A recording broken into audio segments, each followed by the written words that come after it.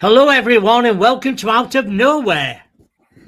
Well, I've got a really interesting guy on my show tonight. His name is Andy Hardy. He's been in the military. He's been to Bempton quite a few times, seeing different things. We'll talk about. He's just telling me a story now, but we might touch on that later on in the show.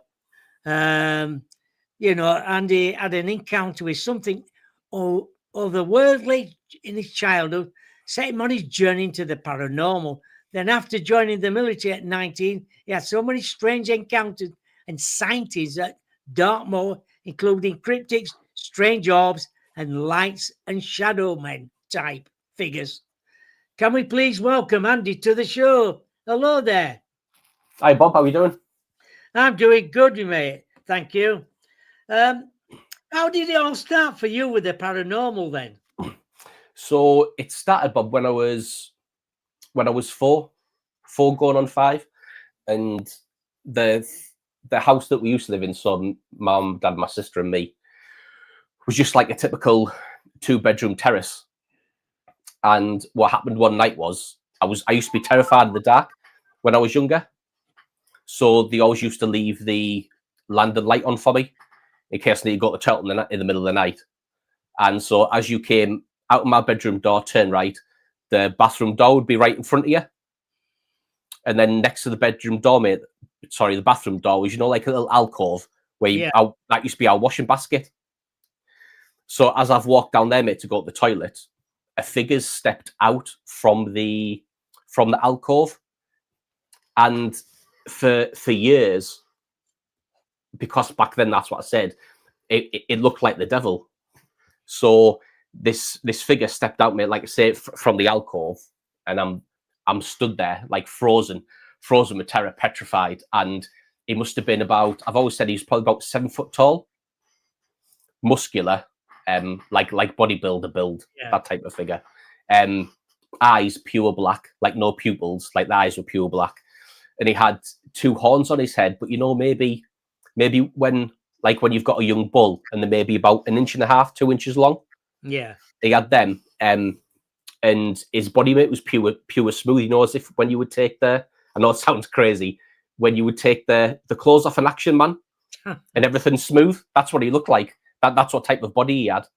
And I can remember being on the, like I say, on the landing, petrified. And then he kind of smirked and chuckled, then reached out to grab me, like put his arm out to grab me.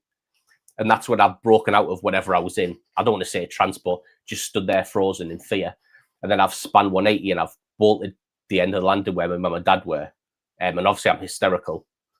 And once they calmed me down, I can remember my dad said, and all I was saying to them was, I've seen the devil, I've seen the devil. I kept repeating it. And I can remember my dad saying to my mum, how does he know what the devil is? Because obviously being 4 or 5, mate, I never knew what the devil, no one ever explained. I've never watched anything about the devil. So instinctively, that's what I always said it was. I've always said it was the devil.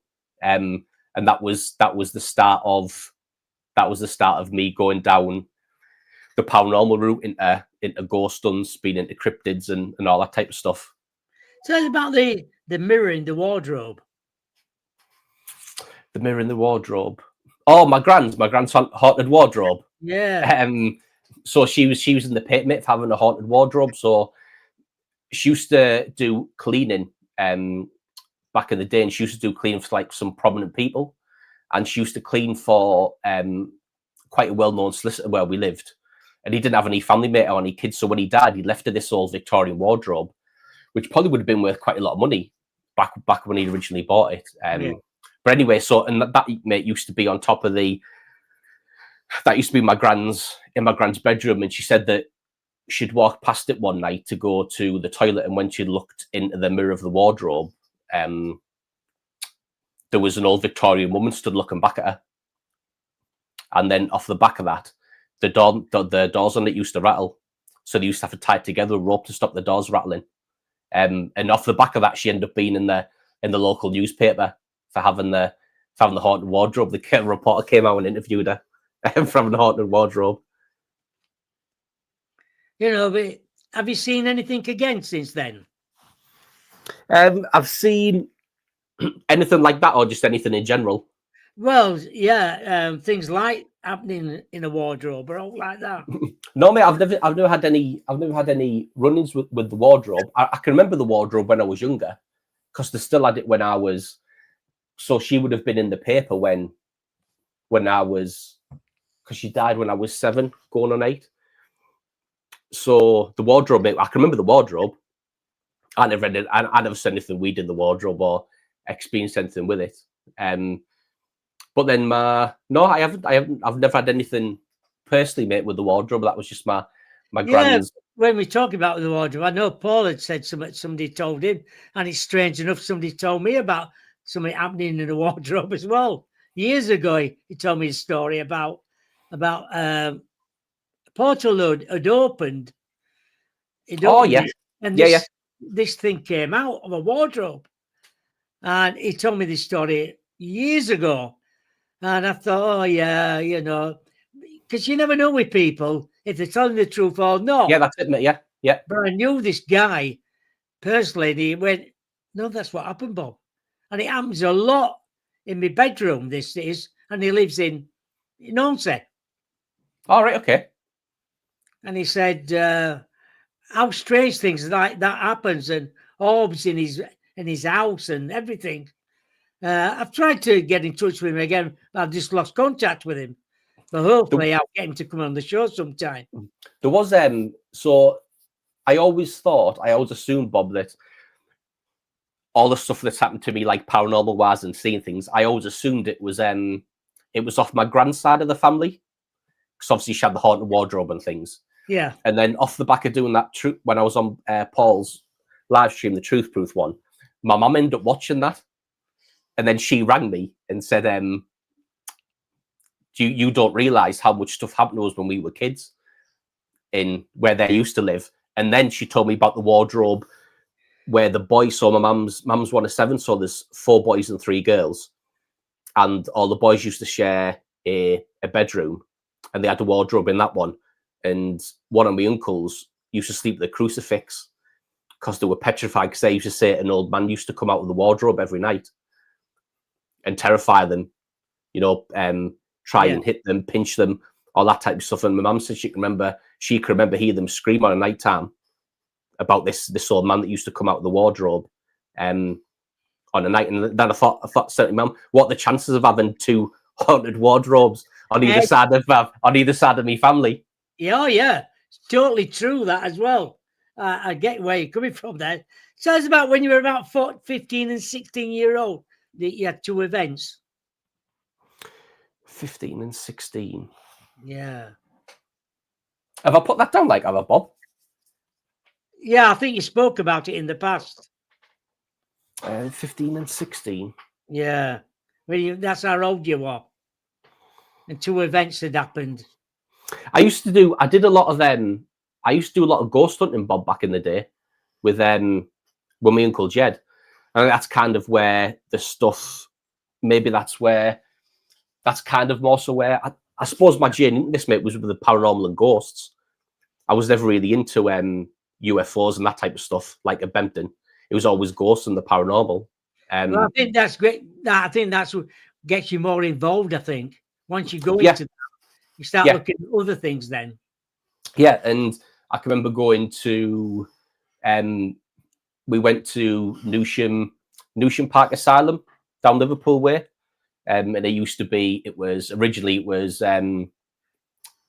a mental asylum, then it went to a naughty boys home, then it went back to a mental asylum. It's been shut down for years now, but we went there doing an investigation, and we were laid in the morgue was still running, so we went in there, laid in the morgue craze, me and my Uncle Jed, and asking questions, and there was knocks going, there's responses going, and that was interesting. But it's one of those things, mate, when you go on something that's organised that you pay for, there's always that bit in the back of your brain where I'm thinking, is something actually happening? True. Or is it the people putting stuff on?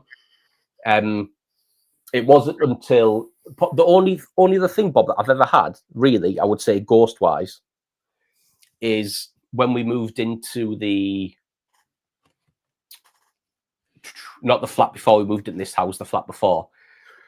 Laid in bed one night and my foot was out the end of the bed, and it felt like, if your toes are out like that. Yeah. It felt like someone put their fingers underneath my toes. Oh God, yeah. And pulled my foot. It was literally like something out of a horror film. And I sprung up out of bed, panicking, turned the lights on, looking about, and there was nothing. There was nothing ever there. And so those two, mate, are the only real paranormal things that have ever happened to me. Well, things that I would say that I believe happened. All the stuff that happened, like I say, when I've done other investigations, there's always that bit in the back of my brain that says, has somebody put it on to get there? Tell us about when you went into the military and on Dartmoor. So Dartmoor, mate, is probably the place that most stuff's happened to me. So I was probably there probably close to a year. I was on there doing a beat up for a course, and it started off originally. How that whole sequence of things started was, we'd been there for a while, and somebody had went missing out on the moor, and it was a weekend, and it was one of the lads' birthdays. So we're getting ready to go out down Exeter for his birthday, and the training sergeant come in and said, "Look, lads, I appreciate you going out, but search and rescue have asked for our help to find a missing runner out on the moor." And it would have been getting into winter, mate, so it would have been like late autumn time. And if you stuck out, mate, on the moor for any length of time without the proper kit, it wouldn't take long before you're in serious trouble. Oh yeah. And because we were out there, mate, every day, 12 hours a day, every day, we knew it like the back of our hand. Search and Rescue said, "Can you give us a hand? Because it's probably quicker for you to find them than it would be for us." So we set off, mate, in groups of two. And we hadn't been out there that long, mate, maybe an hour and a half, and came off the radio that the lads had found him and to come back into camp. So makes our way back into camp, and we're all getting changed. And it was two of the lads who found him down a place called Culliver Steps. And the lads knew that I was into loads of weird stuff, because on a night time I would be reading the Mothman prophecies, or I'll be watching something weird. I was always into weird stuff. They all knew. Yeah. So as they're getting changed, and as I'm getting changed, one of the lads said, "Andy, you need to go down the ambulance and talk to that guy who we've just found." And I was like, "Why?" And he was like, he said he was covered down on Culliver Steps. He was covered in moss and leaves and mud. And the lads were saying it's the best camouflage concealment we've ever seen. Didn't even know the guy was there. They were like, "We've dropped our water bottle. It's rolled, hit his foot. When I've picked the water bottle up, I've heard him groan. Then they've took all the moss and leaves away, and they found the guy." So as they're taking him down to the ambulance, one of the lads has said to him, "Why on earth have you covered yourself in that stuff? Like, you're lucky we found you. You could have been in real trouble." And he said, "A big hairy man found me and covered me in moss and mud and leaves, and told me I'd be warm until help arrived, and then left." And I was like, "No way." And he was like, "I'm telling you, mate, that is what he told us." So I've ran out of the room, ran out of the barracks, and I'm running down the hill to try and catch this ambulance. And obviously, by the time I've got there, they're away in the hospital. Hey, what's the chance of that happening and dropping a bottle and finding him? Oh, 1 in a billion, Bob. 1 in a billion. 1 in a billion to find that bloke, especially when the lad said how well he was concealed, and especially with us doing camouflage and concealment every day, and the lads were good at it. To him to be that well hidden and them not see him was, like I say, 1 in a billion that they found him. And what condition was he in then? He was in a bad way. What had hampered was he'd broke his ankle. Like, as you go down Culliver Steps with it being that slippy in the big blocks, he'd went over his ankle and he broke his ankle. And obviously he couldn't move. And then that's when that big, as he says, that big hairy man found him and covered him. He's probably in the early stages of hypothermia. Oh my God! Because by the time we got out there, he must have been missing for what, maybe an hour. So he'd probably been out there 2.5 hours maybe. By the time the lads found him. So you never actually found the guy at all then to have a talk to him? No, never did, mate. No, obviously he was down. The ambulance mate was already way down the lane by the time I'd ran down there to talk to him. Obviously, they're away treating for his broken ankle and whatever happened to him. And that kind of kick-started all the weirdness that was Dartmoor and all the weird stuff that transpired after it. That was the beginning of it all. Yeah, what have you seen anything, shadow people or anything like that? Yeah, on Dartmoor, mate, that's where I've seen them. So, do you want me to tell you that story about the shadow man? Yeah, please, yeah. Yeah. So we went on I think it was maybe a 2-3 week exercise, mate, and we were Dartmoor, mate, in itself, there's very little wood block. Like, there's very few trees. Like I say, it's just a moor, mate, it's very much open. So we were set up one night, and I was section commander, which means you don't do stag. So everyone does like a 2-hour stag. And the way they do it is, so for example, Bob, you do midnight at 2 in the morning. Yeah. At 1 o'clock in the morning, one lad will leave and he'll get replaced. So you've always got someone who's been on for an hour. That's how it rotates. Around with you. Yeah. And so being section commander, you don't normally do stag. But we'd been on exercise, and I thought, you know what it is? I'll go and do a 2-hour stint so the lads can get the head down. So I went up and I've said, look, lads, I'll do your 2-hour stag and I'll go and get the other guy. It's like, oh, nice, Andy. So anyway, so I lays down, and usually when you're on a stag, mate, you'll have a bit of a whisper, you'll have a bit of a natter because it's cold, it's horrible. You don't want to be there, so having a bit of chat with each other. But the lad next to me says, didn't talk to me for about half an hour, didn't say anything. So I said to him, are you all right? And out there where our stag position was, mate, looking out, maybe 150 meters, maybe something like that, there was a big boulder, big enough that you could stand behind, but nothing like, nothing crazy. And it was full moon, mate. It was bright light, you could see everything. And he says to me, I think the people who ran the course used to call DS directing staff. So he said, I think one of the DS is behind that boulder, and he keeps peering out from behind the rock, and I'm keeping an eye on him. And I said, are you sure it's DS? And he went, well, he said, I don't want to think of what else it could be. And I said, what makes you say that? And he said, well, have a look, and if you see him, tell me what you see. So I'm stood there, and maybe about 10 minutes goes by, and I think he's just knackered, he's just tired, and he's seeing things. Yeah. And then, no word of a lie, Bob, I'm looking at the left-hand side of this big boulder, and this thing steps out. And a bit like, like that devil thing I spoke about on the first story. Yeah. Steps out like him, but he was blacker than the darkness, if that makes sense.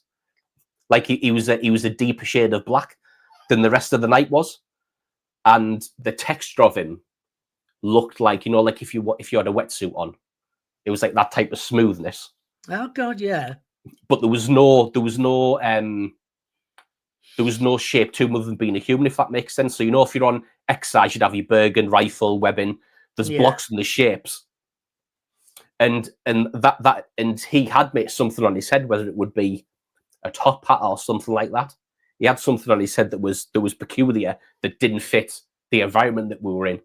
And I says to him, I was like, holy crap, there's somebody behind that rock with like a top hat or horns or something on. And he was like, mate, he's like, I've been watching him for the past hour. And he was like, I don't know what it is, and I don't know or who it is. Loads of people as well, Bob, in the past have said, why didn't you just go beyond the boulder? And I was like, if you'd have seen that, you would not have wanted to go behind that boulder, because no way on earth was anything human. It wasn't a member of the staff. It wasn't any of us.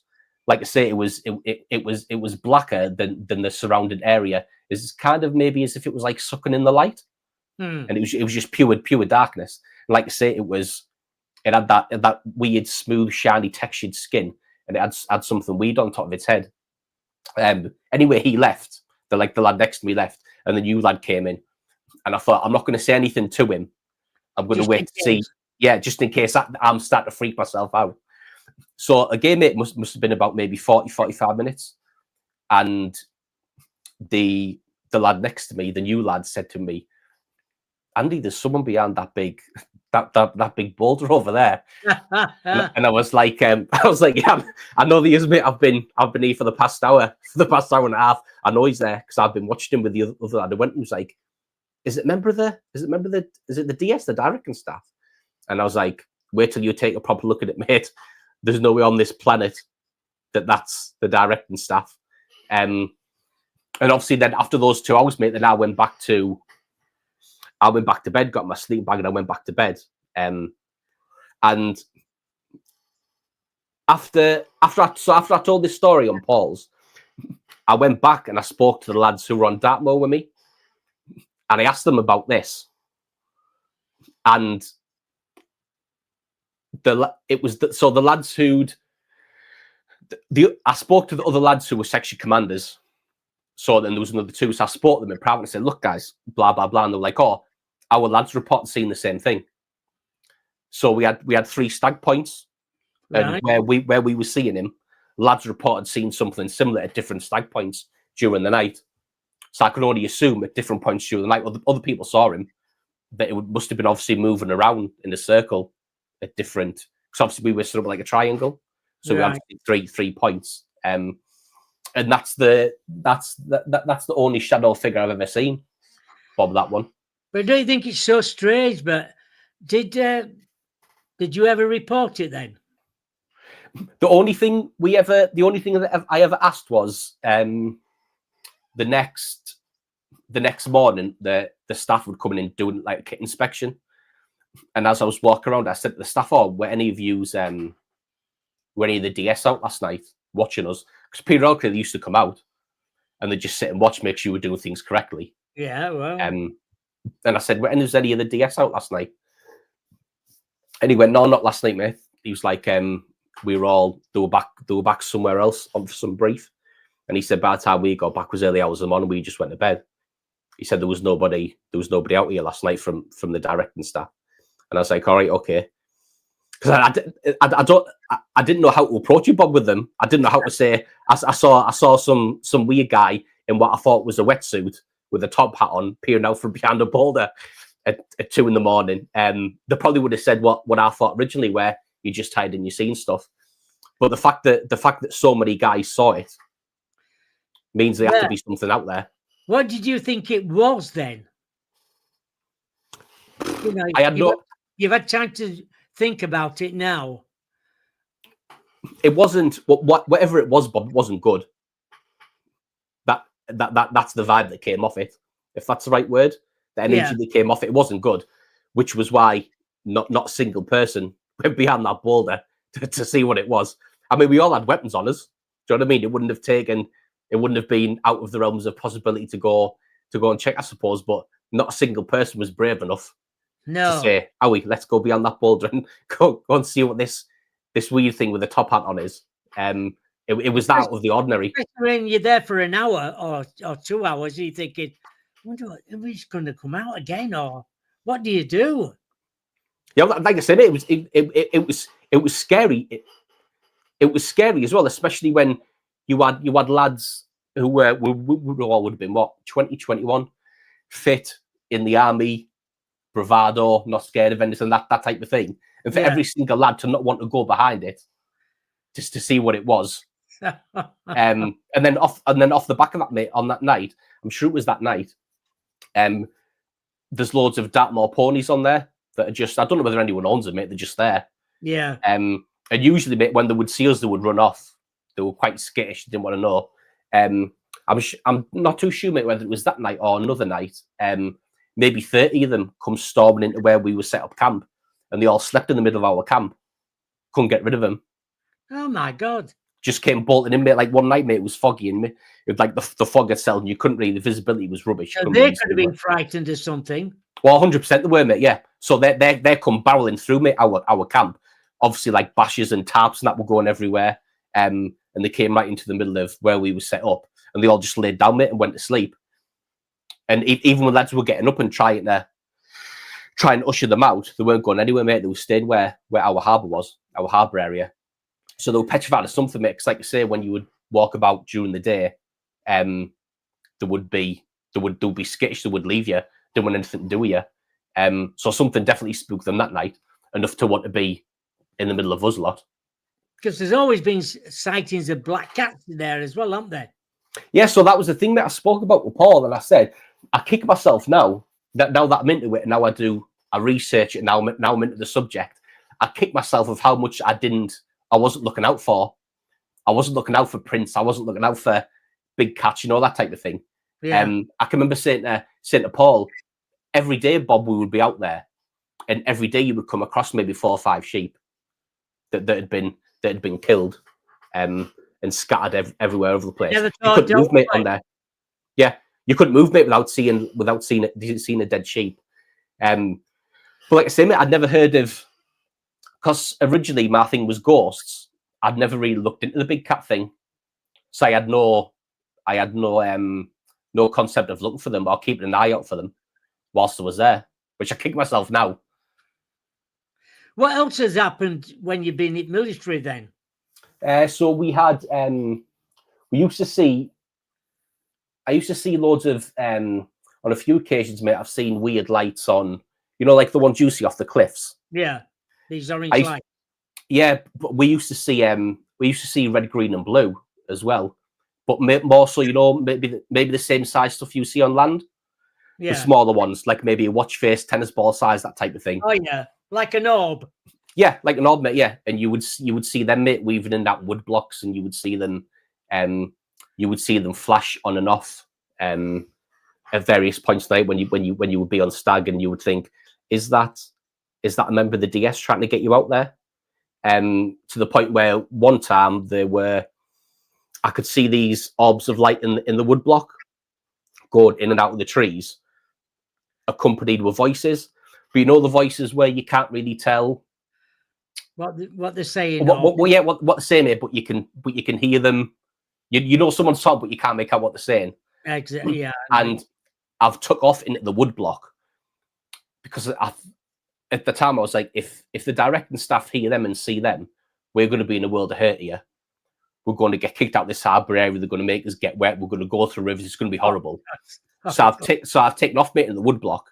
And as I'm getting into the wood block, I'm following these orbs. I've said to them, and as I've got closest to it, the orbs the lights went off. And in the wood block, I'm saying, I know you're in here because I've seen you and heard you. Get back to the harbour area before the directing staff come, or we're going to get in trouble. And you could hear nothing, Bob. No twigs breaking, nothing. It was just deadly silent. I'm like, what the hell? Where have these? And then I thought, right, look, they've gone back to the harbour area. At least not going to get in trouble. So I'm walking back to the harbour area where we're all camped up, and it felt like I walked into, if you walk into, like when you go to a swimming pool, you can feel it change from solid to liquid. It felt like that, but I couldn't see anything, and it was maybe a 20-meter bubble of what I've never suffered from it, but I can only assume that's what anxiety feels like, and I was scared, and I've took off running at full pelt, and I've came out the other side maybe 20 meters, and I could physically feel coming out the other side of it. And when I've come out the other side of it, I felt normal, like nothing. Do you think you ran into a portal or something? Or yeah, I definitely went to something, mate. Because then once I'd done that, I was like, "What the hell's that?" So then I've went back and I've walked in and out of the bubble to make sure I wasn't losing my mind. So I've walked in and out of the bubble, and then I've went and got another couple of lads and said, "Come and have a look at this thing out here in the middle of these woods." And the lads walked in and went, "What the hell is that thing?" Because you could physically feel it change. You were physically walking into something. Yeah. You just couldn't. You didn't know what it was because you couldn't see it. Like I say, you got that horrendous anxiety-filled feeling. And then maybe a couple of nights later, we were still next as it was coming towards the end. And what normally would happen was you would get attacked in the middle of the night, and then you would have to bug out somewhere, test your skills, pattern yourself up in the dark. And so with a lot of things, Bob, like when you're in the military, especially when you're on exercise like that, there's rules and procedures of when you're allowed to fire in the middle of the night. Because obviously you've got farms there, you've got animals there. So you're only allowed, there's certain parameters when you kind of can't fire and that type of stuff. So this night, someone's approached the harbour area, and what you would normally do is, mate, if someone comes up to you, you in the middle of the night or during the day, you would say halt, and you would give them a challenge. So, say for example, it was Alpha Bravo, and they would say back Charlie Delta, and then you would know it was a friendly, so they could come in. Yeah. Well, this has happened. He said Alpha, like that password exchange has been correct. This guy's then walked in and then started firing into the harbour area. So then all lads have woke up and proceed SOPs and everything's like that's been done, right, mate? So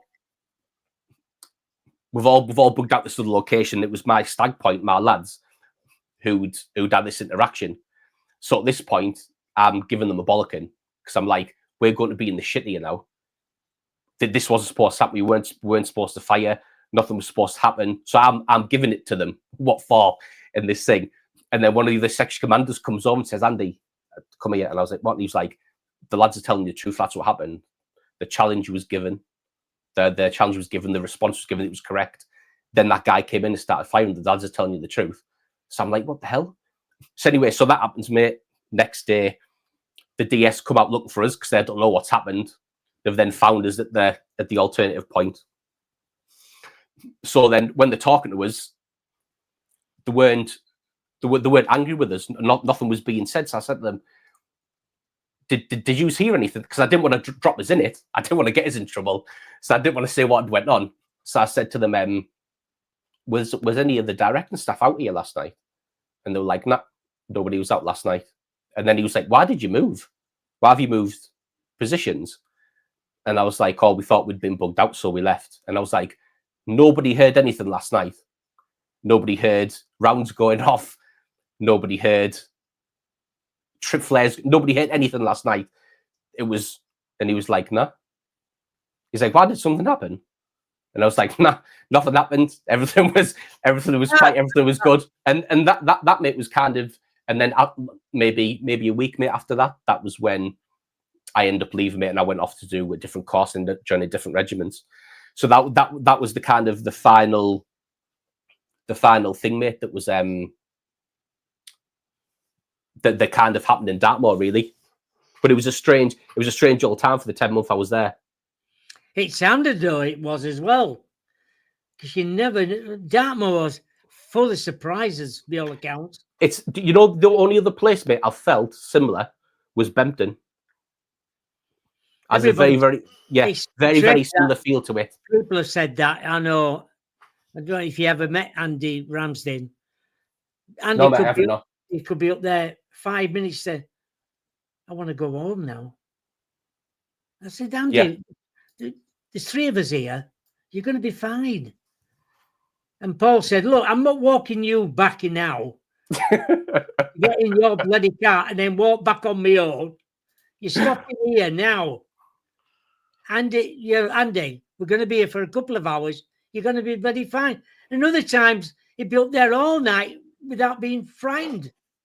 Yeah. Like I said, mate, the only other time I felt anything like that was when I went to Bempton. And that was when I was driving down, I can't remember what you call it now, guys. Is it Coach Lane or something? That main... Short lane. Yeah, down there, mate. When I was driving down there, I've never felt anything.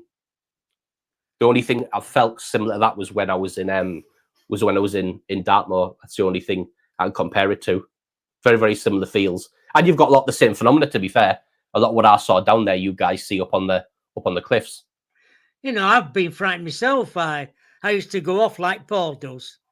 I used to take my meter with me, tripod, tripod meter. I used to just go off and see if it were. And I'd gone off and I thought, somebody's watching me up here. I don't know what it is. I could feel somebody watching me. And I genuinely got frightened. And I shouted to Paul. I said, Paul, get up here now. What's the matter? I said, just come up here, please. I mean, the only thing different with Bempton was, mate, there must have been, how many of us was in a section? So eight lads in a section, 3 sections. What's that? 8, 16. So there was 24 lads, mate, up on that moor at any one time. And nobody felt safe, which is a mad thing to say when you think there was 24 soldiers up there, mate. Yeah, and nobody, mate, felt safe up there. Everybody was scared up there. When you talk about the paranormal and things like that, I was watching a video on my TV, what's just above here, and very strange it was. I was watching a thing about a young boy with forbidden language. He appeared in this remote village. The boy appeared out of nowhere. He was only 8 years old, dressed in strange clothes with eyes that seemed to shrink unnaturally, but was terrified the villagers was not his appearance, it was his words. The child spoke in a language no human could understand. His tongue was followed by mathematical patterns, impossible sounds. And I'm watching this, and I'm thinking, bloody hell, that's strange. So I'm sat in my chair over there, and I look on settee inside of me, and he's sat there. How can that be? Oh, it is a strange room. This is. It's a top of house in Paul's house where numerous things has happened in here. Yeah, and Paul being in here as well, and he was sat outside there, and he smiled at me, and then I turned away, looked again, and he'd gone, and I thought, how bloody strange is that? Yeah, how is it possible? Well, how is it possible? And that I'm going to look into this. That was in 1821, and as far as I can gather, this 8-year-old boy, some people came from him from London and took him away, and they never saw that lad again. I do think there's definitely an element of it, mate. Once you see the phenomena, or once you're engaged with it, once you go looking for it, I definitely think there's a case of something looks back. I definitely think that's true. Oh God, yeah. Tell us about when you went to Afghanistan. Yeah, so the last thing I saw, mate, in the military experience was based out of Fob Price, mate, in Afghanistan. That would have been 2013. And when I was over there, mate, I was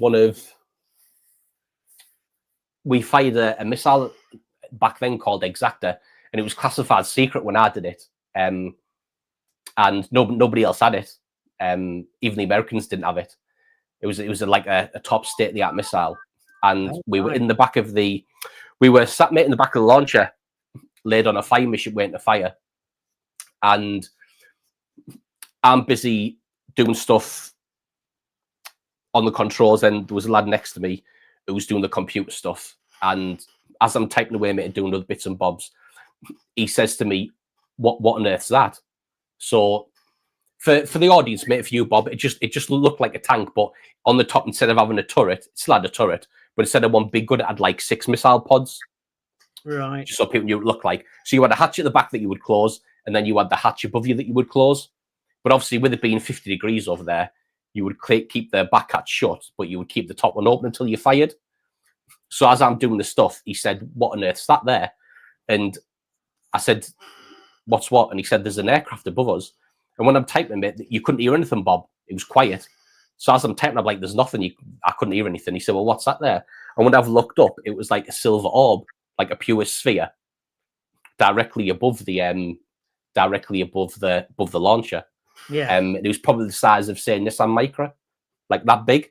It was a decent sized orb, but it was just pure smooth, nothing like no rivets, no lights, nothing, just a pure silver ball. And the strange thing about it was, Bob, when you fire a missile, they would have something called like a deconfliction zone, and it was marked out with coordinates, and that was so when you fired, no aircraft could go in that zone, because obviously you didn't want to take an aircraft out.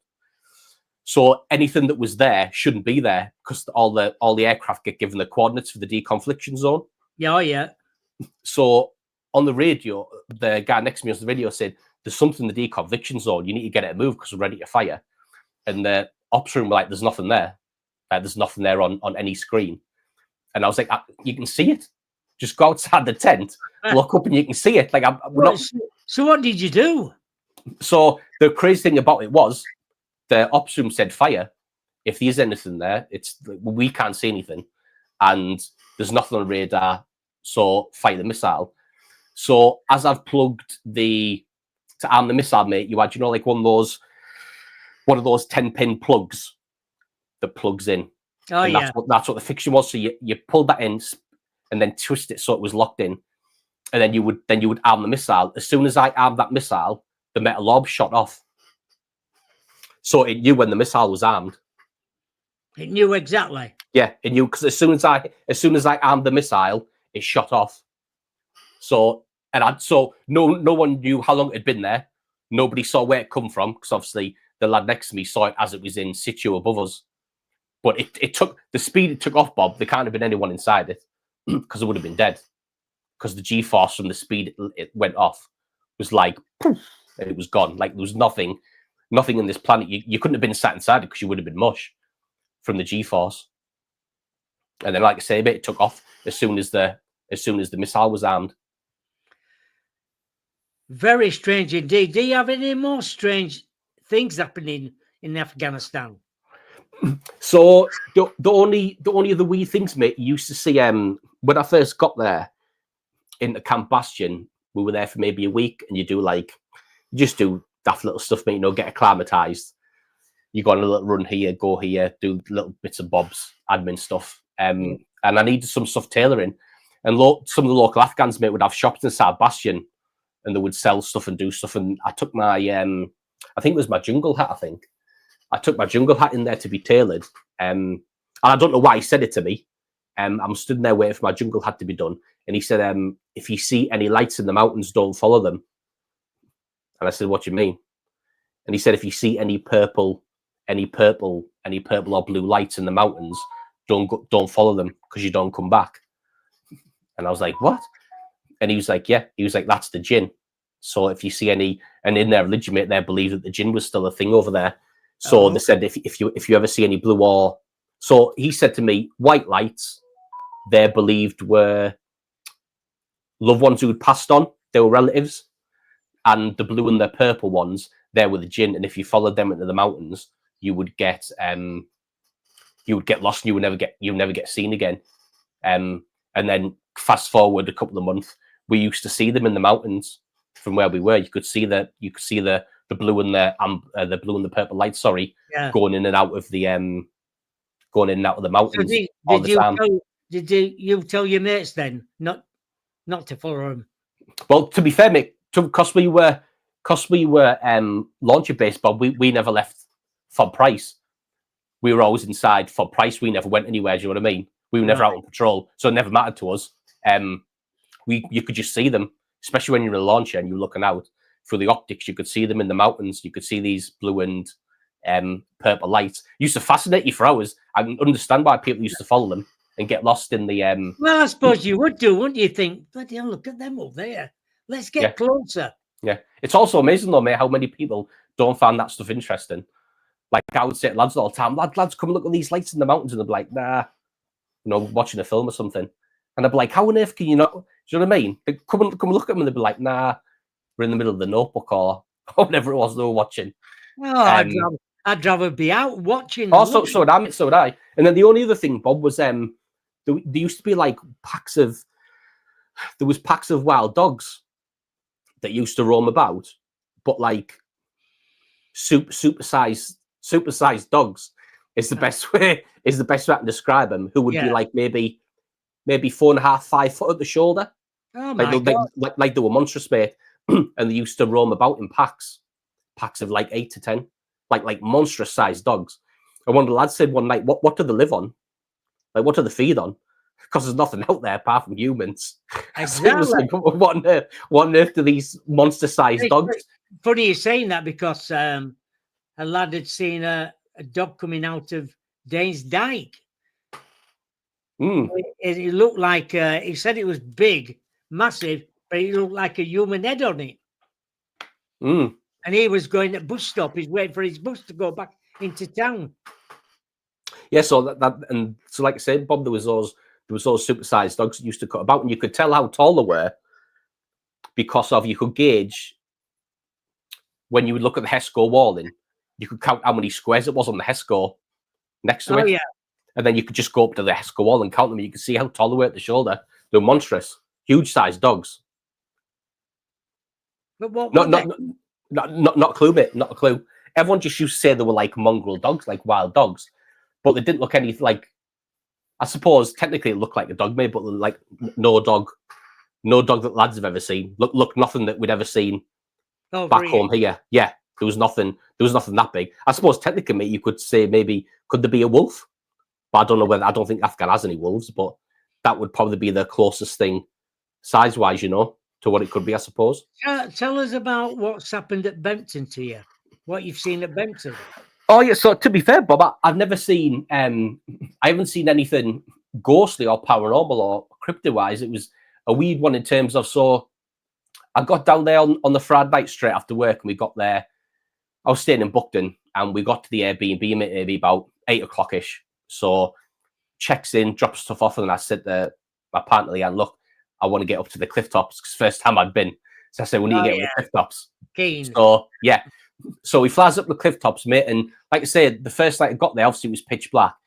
And we didn't really know where we were going or what the score was because we've never been before. So I just left the RSPB, mate, and just headed left towards where RAF Bempton was. Oh, yeah. And there was, I think, mate, if memory serves, mate, there was maybe 3 or 4 people fishing. Oh, yeah. And I don't know whether it was the fact there was people fishing and it was the last night they could fish from the cliff tops. That I don't know whether, end of October.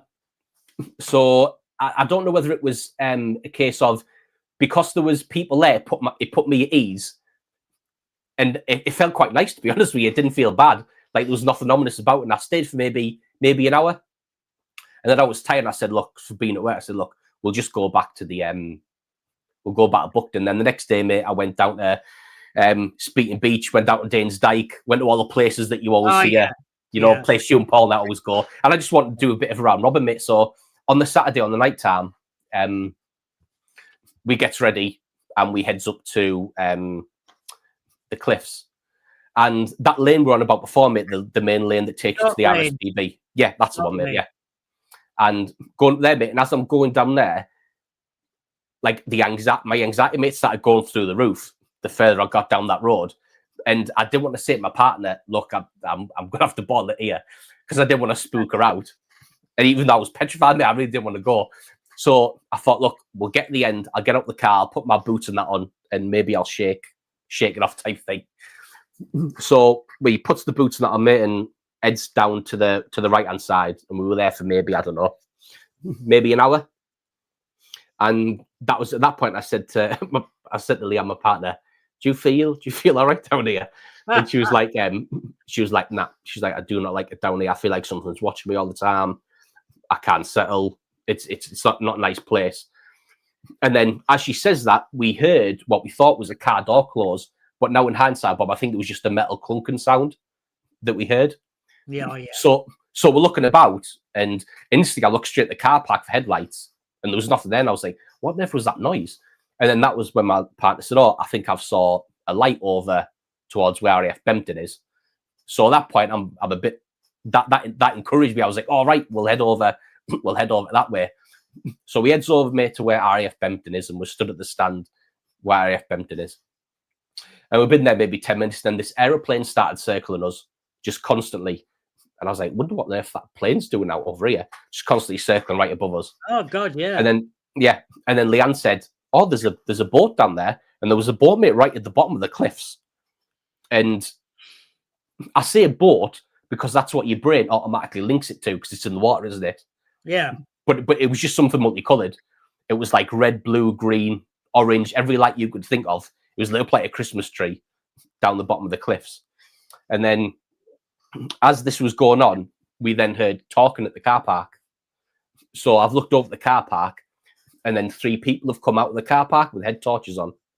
So I said, I know that could be Paul, Bob, Linny, could be. Yeah. So I'll flash my head torch, see if it's them. So as they come out the car park, mate, they're headed to where we originally were on the right-hand side. So as I flashed my head torch, they've then turned and then made a beeline straight for us at RAF Bempton. So I said, I know it could be the guys. So these 3 people, mate, come walking straight up, and they come walking straight onto the they've come straight onto the platform where we were. And he stood pretty close to Bob. You know, like when someone gets too close to you that it's uncomfortable. Too And I close. was and I was like, who on earth is this guy? And he had his head torch on, and there was two people behind him. I later saw that it was another man and a woman. So that man and woman never spoke, never said anything to me. And so he had the head torch in my face. And the first thing he said to me was, he didn't ask me, he told me. He said, "That's your car park. That's your car in the car park. That's your Audi." And I was like, right, okay. And I was like, "Can you turn the head torch off?" Like, 'cause it was blinding us. And he just didn't say anything, mate, didn't respond. So then I said, "Who are you?" And he said, "We're search and rescue." And the instant he said, "We're search and rescue," Bob, every single combat indicator went up. Because like I said before, I've worked with them. And they weren't. So instantly I knew they weren't who they said they were. So at that point I thought, right, fire with fire here. So I whacked my head torch on full beam. Thought, if you're going to do it with me, I'm going to do it with you, type thing. So I whacked my head torch on, and then he turns his off. And he was like, "Can you turn your head torch off?" And I didn't say anything. I thought, man's staying on now, me. I'm not turning the man off here. And then that's when I could see that there was a man and woman behind him. So then he said to us, "What are you doing up here?" And I didn't want to say it. I was up there looking for UFOs and cryptids. So I said to him, because obviously when you're up there, mate, you can see all the stars, can't you? It's brilliant if you're into that type of thing as well. So I said to him, "Oh, we're out here stargazing, just looking at the stars." And he then says to me, "Have you seen anyone?" So I said, "Like who?" And he said, "Have you seen any undescript white males?" And I said to him, "Well, if they're undescript, how do I know if I've seen them or not?" Exactly. You need to give me something, mate. Is he tall? Is he short? Is he fat? Is he thin? Like, you need to give me some description of what I'm looking for. And he's like, "Nah, we've just been told that there's an undescript white male gone missing, and we're up here to find him." And I said, "Look, I haven't seen anyone at all anyway. I haven't seen man, woman. I haven't seen anyone up here. It's just us two." So he says, so I said, "What do you want me to do if I find this undescript white male up here? What do you want me to do?" And he said, "Ring 999. And I said, "And say what?" "That I found an undescript white male on Bempton Cliffs." Like, they're just going to laugh at me. And he just didn't respond to me, Bob. Just said nothing. So then at this point, we just stood looking at each other. And I'm thinking, how on earth is this going to go here? Because now we're kind of at a standoff. Like, no one's saying anything. And then that's when in that downtime where we weren't talking, that's when I started looking at him. And I thought, you've got no radio equipment. You've got no equipment if you find somebody. You've got no medical equipment. You've got no radios. And that's when I looked at him, and it looked like the uniform that they had on, Bob, like I said before, was if you see the highway works and they've got like that fluorescent work gear on. Yeah. But it wasn't orange or green, it was navy blue with the silver stripe. And it looked like they just pulled it out of the packet, started the creases on, looked brand new. And everything about them was off. And I thought, right, we need to get out of here. We need to get off the X. Like, we need to leave. That's what I'm thinking to myself. So then I said to them, "Look, if that's what you want me to do, I'll just ring down and have to see anyone, right? Just try and get rid of him." And then at that, so nobody spoke. They all then turned around at the same time and then headed off towards the track that takes you around RAF Bempton. But as they set off, they all put the head torches on, but they're all in single file, walking up. And I says to Leanne, in all the years that I've helped look for people and I've searched for things, never, ever, ever have I walked in single file, one after each other. There should be an extended line walking forward to cover as much area as possible to find this allegedly missing person. So I said to Leanne, look, on the off chance they are actually search and rescue, I don't want them to keep thinking we're the missing people. So we'll just head back to the car. So they're well aware by that point, but they're well past RAF Bempton down the right-hand side. So then we start walking back to the RSPB. And I said to Leanne, look, as soon as we get in the car, I'll open it, just get in the car. Don't worry about the boots and that, and we'll take off. The next thing I know, Bob, those three people right behind us, like breathing down our neck. I don't know how they've got there that fast. I'm going to say, I have no idea, mate, how they've got there. They had to have ran. There had to have been running, Bob, to catch up to us that fast, because we were not slow walkers either. Well, would you have heard them? 100%, mate. I would have heard them. So I have no idea how they got from where they were when we left to right behind us, and I mean right on our heels, to the point where that's when I was sitting there and look, we just need to get in the car here and we need to get away. So as we get to the RSPB car park, mate, that's when I saw that white pickup truck, like the white, like a Mitsubishi L200 type car, double cab. That was there. And once again, mate, there was no markings on that, no search and rescue, no nothing. There was that, and then there was a little red car next to it, maybe like a car was now, mate. You know, like a Fiat Panda type style car, Oh, yeah. a little red one. That was next to it. So we're parked directly in front, like the big hedgerow next to where the RSPB is there. And as I open the boot and as I open the car for Leanne to get in, these other two people dressed the same then jump out of that hedgerow, and then I'm taken aback.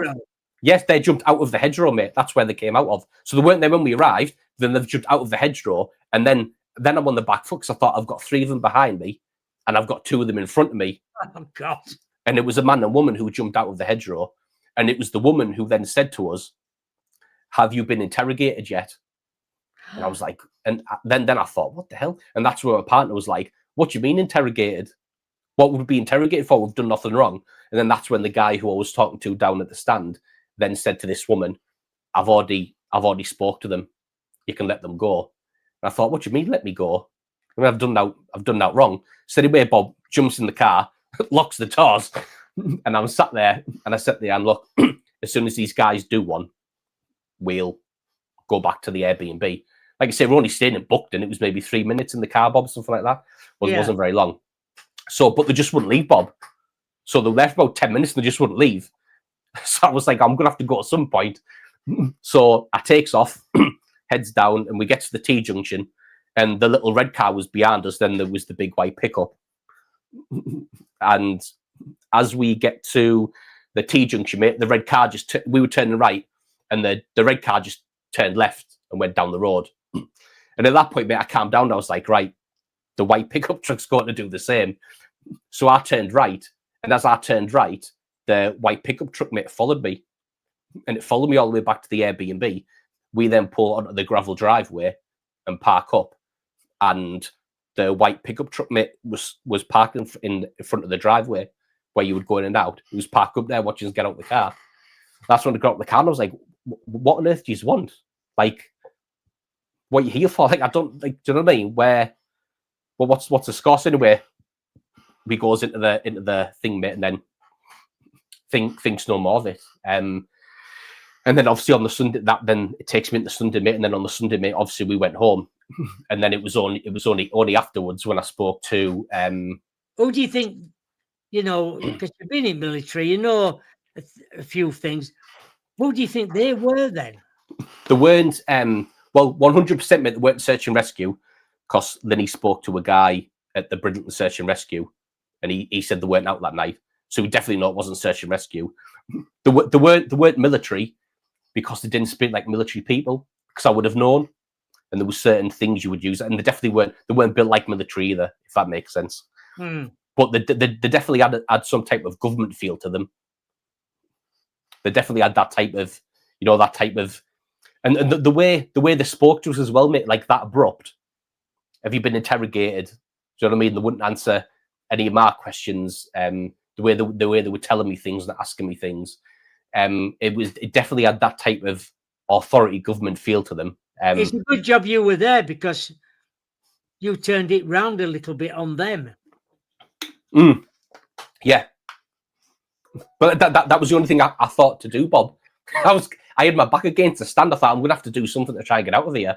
Like there was no, and it felt threatening. Like it wasn't a nice encounter. Do you know what I mean? It wasn't like a, and then so like I said, mate, they definitely weren't search and rescue. And then I reached out to Bridlington Search and Rescue as well, Bob, when I got home, and I said to them, I dropped them an email, I dropped them a message on Facebook, on the Facebook page, and I said to them, like anonymous, you do it anonymously, and I said, oh look, I was up on the cliff tops on Saturday night. Were you up there? And I got the generic message back, mate, you know, when it says, this page isn't monitored, we'll get back to you within 28 days, all that type of rubbish. God. And then, but then after that message came through, mate, 3 seconds later, a message came through with my full name. And it was like, hi, Andrew Hardy. Yes, we were up at the cliff tops on Saturday night. And I was like, how the hell? Yeah, I was like, how the hell do you know? It's you. Oh, yeah, it's me. And I was like, and secondly, as if you're monitoring the page. Do you know what I mean? So then I sent them another message back, mate, saying, did you find the man you were looking for? And then they blocked me. So I can't speak to them. Bloody hell. So who knows? So who knows where they were, Bob? Who knows who they were? You have to look into that a little bit more if we can find somebody. I reckon Paul will try and find someone. Well, that's it, Bob. Like, there's nobody to really go to just to find out who they were. Like the avenues. I mean, I'm still looking into it. I mean, I spoke to one of the people I was in the army with lives in Bridlington, and I spoke to them about it, and they said that they'd had a similar encounter with them people in that white pickup truck, and they said that they were private security for somebody, but they didn't know who.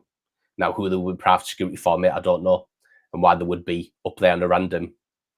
But the other weird thing is, Bob, even if they were private security, why would you pretend to be search and rescue? That's the thing that puts me off. That's the thing that's worrying about it. You would have got your pass out and said, look, I'm so-and-so, we're looking for somebody. Yeah, I mean, even if they'd have come over, Bob, and said, you know, we're security for RAF Bempton, we've seen someone trying to get in or whatever, do you know what I mean? That would have been a different conversation. Would have been, all right, yeah, okay. Well, that type of thing. But the fact that they lied and said they were search and rescue when they quite clearly weren't is the worrying, like, scheme.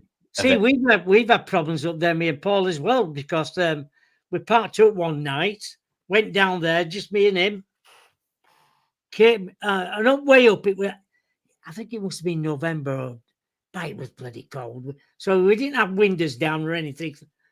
We didn't open windows or anything like that. We parked up, went down to the front, on way back. I'm opening the door. And I got inside and shut it. He said, I think you've caught your bloody thing in there. Anyway, I've said, bloody windows down, Paul. He went, you are joking. I said, no, windows down.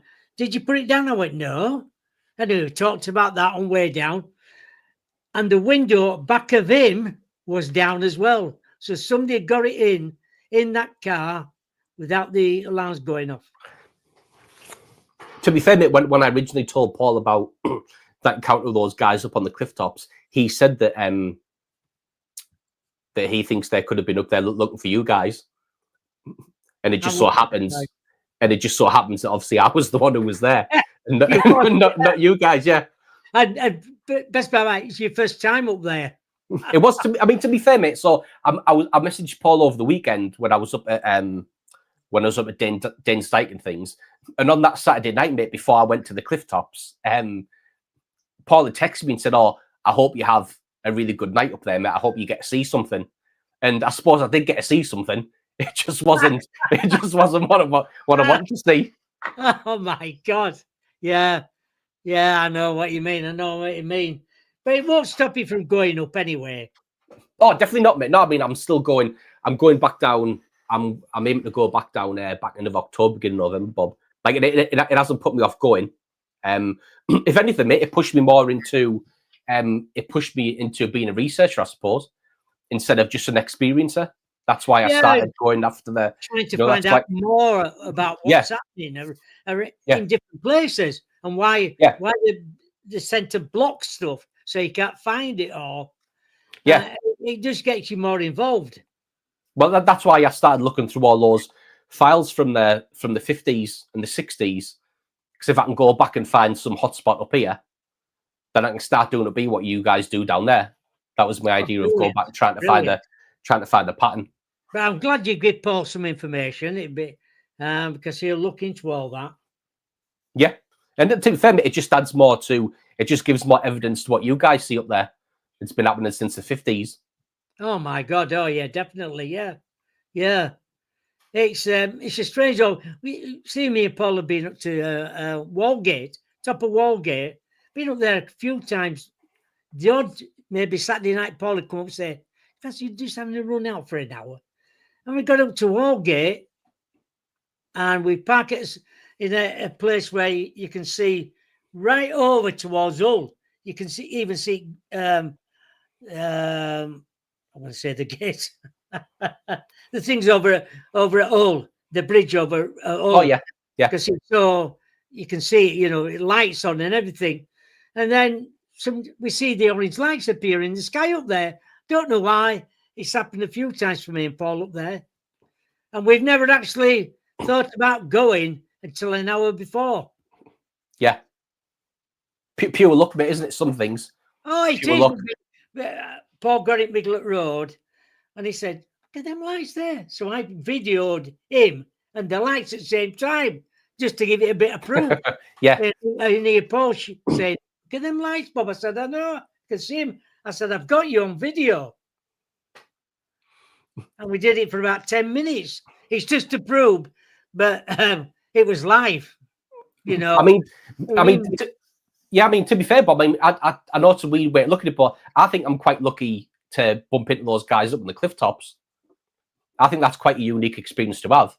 Oh, I'm sure it is. Like if you go off, and it's a lot different to what you guys see up there, isn't it? With the light forms and all the stuff you experience. That's something. So to be fair, mate, I got what I wished for. I got something totally different. Unexpected. 100%, mate. It was unexpected, yeah.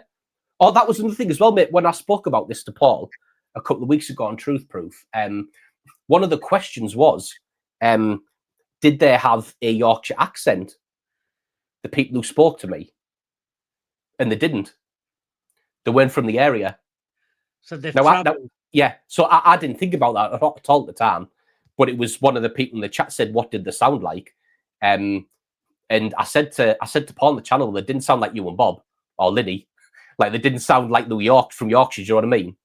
They sounded kind of it's the best way to describe it, Bob. You know, maybe monotone, like no accent. Like I couldn't have guessed where they were from at all. Like I wouldn't have known what part of the country they were from. Like they were monotone, no accent. Which was another thing, mate, which proves they weren't search and rescue, was it? Because there'd be local guys, wouldn't there? Local men and women. Exactly. I know for a fact, but many years ago we interviewed a guy, me and Paul, in a secret bloody place as well, up at Caton Bay, the old road up there. It was like Cold War. He parked up top end, we parked at bottom. We got closer, shook hands and everything. He took his phones off us, both the phones off us, and he said, "Right, I need to talk to you about Bempton." He used to work up there as an 18-year-old, and one of his jobs on the night time was going out taking photos of unusual objects in the sky. Anyway, he was talking to us. Anyway, we decided, because it was cold, it was like December, let's go sit in car. So we sat in Paul's car where he's telling us all these stories, and he said, "I just need to tell you, both of you, never go up on your own, because they're watching you two all the time." Mm. And he can say, and he told me, he said, "There's 1, 2, and 3 aliens come out at Bempton." That's what he said. There's a portal that opens up there. That's what he told us. You know what I think as well, Bob? You know, all the years I was in the army for 7 years, and I think all that time I kept it quiet that I was into this type of stuff. And I think if I'd have been more open about it, would I have got a job doing something like that? Maybe. Whether someone would have approached me and said, I mean, to be fair, mate, I would never have got it, because if I'd have seen anything, there's no way on this planet I would have kept that secret. Do you know what I mean? I'd have been telling everyone. So maybe that's why they never would have approached me anyway, because I knew I wouldn't have kept it secret. But I do think maybe would I have got a job doing something like that? You know, send me some, because I would have jumped at the chance. I would have bit someone's hand off if they said they were going to pay me to photograph the phenomena or something, you know. I know, strange, isn't it? And that guy now, I can't tell you his name now, but I do know his name. He writes books, but not on the paranormal or anything. It's a different subject. Mm. Which is crazy, mate, isn't it? When you've seen all those things, but you have no interest in following it. Like as if you can just sit there and you're not bothered about wanting to know any answers. You can just see stuff and think, oh, that's just... Yeah, I can't. I'm just trying to think if he's been on Paul's show or not. Don't know over the years. I know his name, but I'm not going to say it on here, like, because it might get. No, that's fine, mate. Yeah, you don't want to get me in trouble. Whatever. Anyway, we're back. Come to the end of the show. It's been lovely talking to you, Andy. Yeah, you too, Bob. Thank you for having me on. No problem. If anybody wants to get in touch with you, where can they find you? If you go on to my channel, mate, is just Andy H, Shadows and Sightings. And my email address, mate, is shadowsandsightings3010@gmail.com. If you want to email me, I've had a couple of people email me some big cat sightings and stuff already from up my way. So if anybody want to get in touch with me, guys, then yeah, just drop me a message on there or on my channel. Yeah, me and Paul saw the black cat down short. Yeah, he said, mate. Yeah. Bonkers, isn't it? Crazy, mate. Absolutely one of those mental. things when we're coming back from Benton and we're too busy talking, we haven't even got anything in his hand. And he went, look at that, in front of the car. I said, bloody hell. So he stopped car, it went into edge. And I got out of bloody car, silly bugger me. Yeah. So what are you doing, you silly old bugger? He'll have gone. That's the thing, though, isn't it? When you see something you want answers, you like your heart takes over and your brain leaves you. You think, I need to go and get it. I need to see it. Yeah, because we're Bottomlake Road, turn left, and there's a gate post further down. We wanted to try and get in there, but it was all boggy and cold. It was, I think it was end of October. Yeah. And I thought, bloody typical that. Not, and if Paul had a camera on his car, we would have had it. Oh, those. I'm thinking about getting a dash cam as well. You know. I think you need for that reason. Yeah. I think you need to. Everybody in chat room said you're a brilliant guest tonight. And thank you very much, guys. Brilliant show, as usual. Yeah, you take care, and hopefully when you're up there in October, I'm fit and well to go up as well. Yeah, definitely, mate. Yeah. I'd like to get back up there. Yeah. I think sometimes when new people go up there, I don't know why it is, but sometimes some people are chosen to see things up there. To be fair, mate, you know, maybe that's why, I suppose now I'm just speculating, but maybe that's why those people were up there that night that I was there, because it was somebody new. And they thought we were going to get something. In the past, I remember Jason coming from Blackpool. We talked about these orange lights. He's been a few times, but he came on his own. And we're walking down towards front car park, and he went, "Is that them orange lights, Paul?" And he went, "Yeah." So we got down, and we saw 13 orange lights in a 20-minute spell. And he's never seen them before. And we've seen them before, but they did it. And I said to Paul, they've come for him tonight. Yeah, I mean, to be fair, Bob, you know, like when those people was on that stand, and then I was stood talking to them. Who knows what was behind me over the sea? Oh God, yeah. Who knows, mate? Who knows what was there? Do you know? That could have been anything there. Yeah, I'll never know now. And trouble is, you just got to be careful up there. I know Paul went up on his own one night, and he said, "I'm downstanding." I thought, there's some lads by that gate in car park, 3 of them with torches. And they were looking down here, and he thought, I'm going to go. Yeah. He ran because he saw him coming over the field, got over the gate and walking down. And he ran, got up to the car park, got in the car and went away. He said, I don't know who there was. 3 against 1. Yeah, that's it, mate. That's it, yeah. Not very good, is it? Yeah, no, that's it, mate. Yeah, 100%. Yeah, we used to hide. He says, duck down, Bob. I said, yeah. There's certain lights out. We don't know who they are. They could walk past us, and people have walked past. Thought there's nobody on there tonight. There. Yeah, and they'll either go back, and we didn't want anybody else up there because you never know who you're going to meet, do you? Well, yeah, my case in point, mate. and you got it, didn't you? Yeah, I got it, mate. Yeah, all 5 of them. bloody 5 against 2. Not Yeah. much chance, have you? But No, definitely not, I mate. think you were lucky that night, really. Yeah, I do as well, mate. I do. I think I don't want to say luckiest gamer, but I think I'm extremely lucky to get away with only what happened. Yeah, right. Right, I'm going to go in a minute. I'm just going to. I think on Wednesday next week, it's first time he's been on the show. It's Jay Austin. Jay, he's a really nice guy. Is Jay. He's tried to be on before, and it just hasn't worked out for him. But it's only Wednesday the 24th. Jay Austin. He's been. He goes to all the conferences around the UK. He's a good friend of Robbie Williams as well as Jay. Yeah, I saw him at the Awakening conference, Bob. Oh yes. Yeah, I was there this year. I saw him down there. Yeah, he's a lovely lad as well. Anyway, he's coming on the show. We're going to talk a bit of all sorts. Yeah, be a good show. Yeah, I'm sure it will be. Right,